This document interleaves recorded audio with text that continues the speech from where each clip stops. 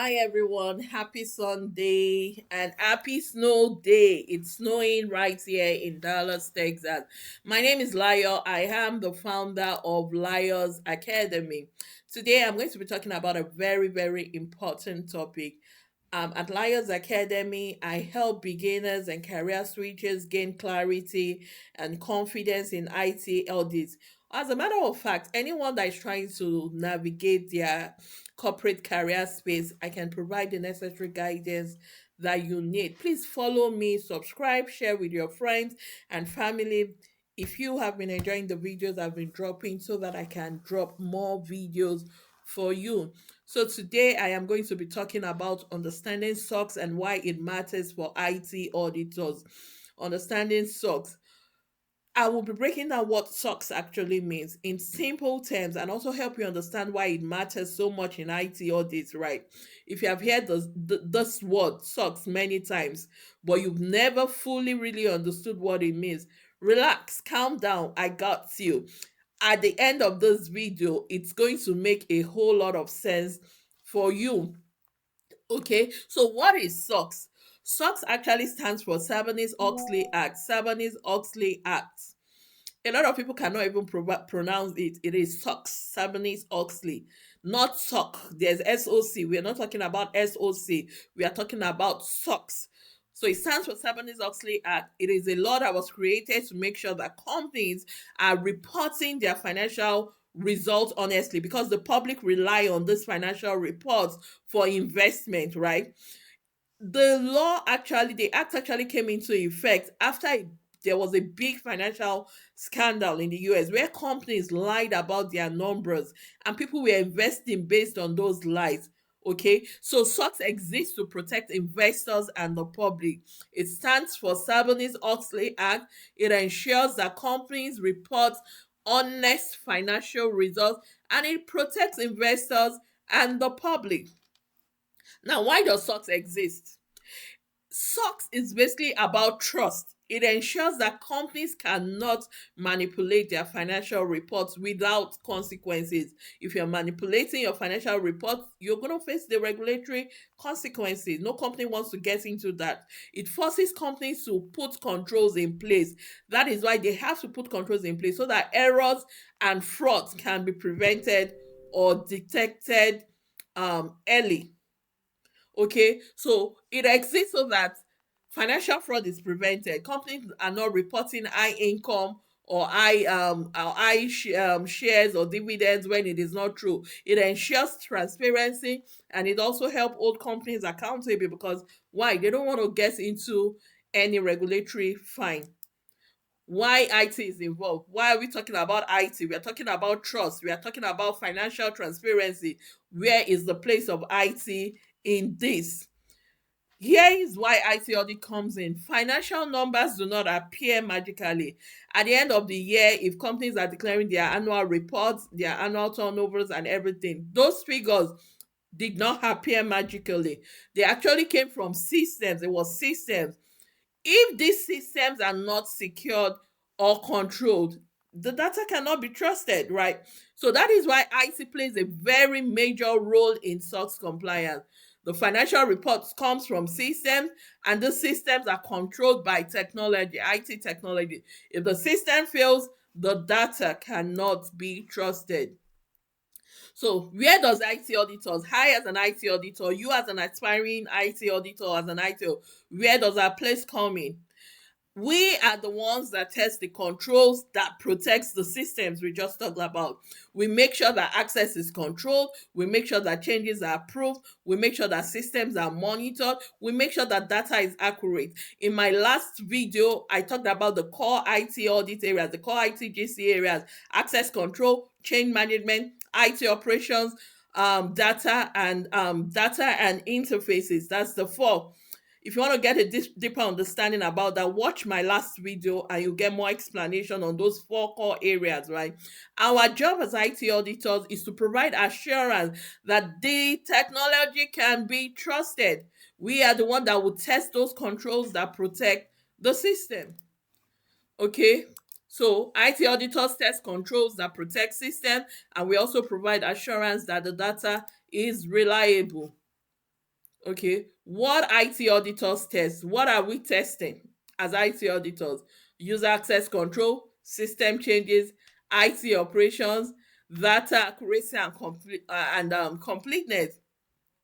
These are the main areas we focus on. That was why I made that video last week, that the core IT audit areas.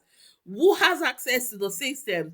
How are changes made? How are systems maintained? And whether data is complete and accurate. These areas are the ones that form the foundation of IT audit work. I explained deeply in my video last week the core IT audit areas, right? So, and these are ITGCs, like they call them IT General Controls. ITGCs are the basic controls that apply to many systems. IT General Controls are the basic controls that apply to many systems. So they include what we talked about: access control, change management, IT operations. If ITGCs fail, financial data becomes unreliable. You see what I'm talking about? These are the core areas. If you have very good understanding of these core areas, you would always be in demand, right? Because every company must make sure your IT general controls must not fail. These are the core areas. And then the other area is IT application controls. For IT application controls, they are automated controls that are now inside the system. So these controls are the ones that ensure that transactions are processed correctly. They prevent errors, they prevent duplicate entries or missing data, and they are also very, very important for SOX audits.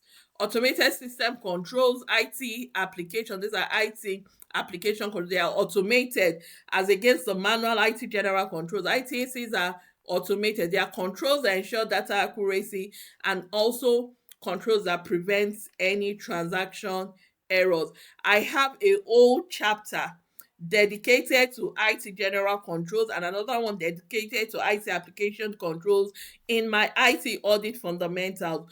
As part of the workbooks in my IT audit fundamentals, I have a detailed workbook for IT general controls, IT application controls, and I also have checklists for testing IT general controls and IT application controls. So if you want more detailed explanation, get my IT audit fundamentals and get more detailed explanation on ITGCs and ITACs and also examples. Okay. So why do companies need IT auditors? Why do they need us? We're talking about, so why do they really need us? Soft skills are always in demand. They are always in demand. Every company that uses systems needs IT auditors. So that is why this career path is stable, it is transferable, and it is well paid across industries. Regulators require assurance. This is what we are doing. Because how do they know that, a company has violated the Sarbanes-Oxley Act? Because they are IT auditors that are testing, they are external auditors that are going to review the financials of this thing, ensuring like, yeah, they have all the controls in place. External auditors rely on IT controls. So for the external, they are relying on the controls we are testing. Also, the leadership of the organization, they need confidence in the data they are working with. And then also, how do they identify risk? Risk must be identified early. If IT auditors are not there to be testing the controls, how would they know when a control is failing? How would they know maybe they have to enhance the control? How do they know maybe they have to add additional controls around the system or an application? So risk must be identified early. I'm going to be talking why this matters for your career. For those of you that are aspiring to become IT auditors, you don't know your path yet, you want to go with this path. Soft skills are always in demand. Every company uses the system. Every company that uses systems needs IT auditors, right? So the career path is definitely stable, as mentioned earlier. How do I practice this good? Now I understand what SOX is. I understand that it's an act. I understand Sarbanes-Oxley, right?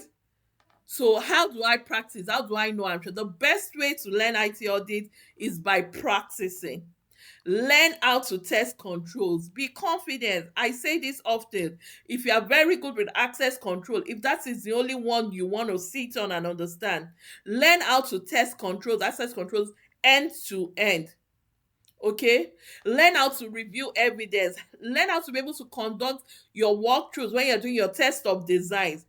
I explain what test of design. Test of design is ensuring that these controls we are talking about, are designed effectively to mitigate the risks they are intended to mitigate, right? So you have to be able to know what type of questions to ask in your walkthroughs. In my IT audit fundamentals also, I have a whole chapter separately dedicated to test of design, test of operating effectiveness, and also walkthroughs. What questions do you ask in your walkthroughs?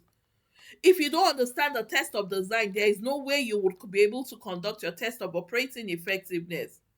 Okay? So practice, learn how to test control, review evidence, follow your walkthroughs, understand your walkthroughs. Don't go to your walkthroughs blank. Know the right questions to ask. And also think like an auditor, okay?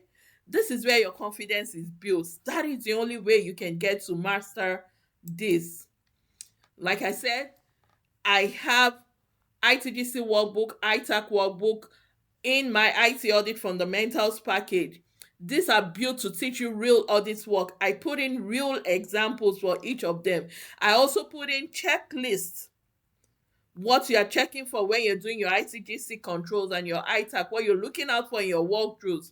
Visit my next use store to get my IT Audit Fundamentals and the 5 workbooks that are included. The link is on the screen, is also in my bio.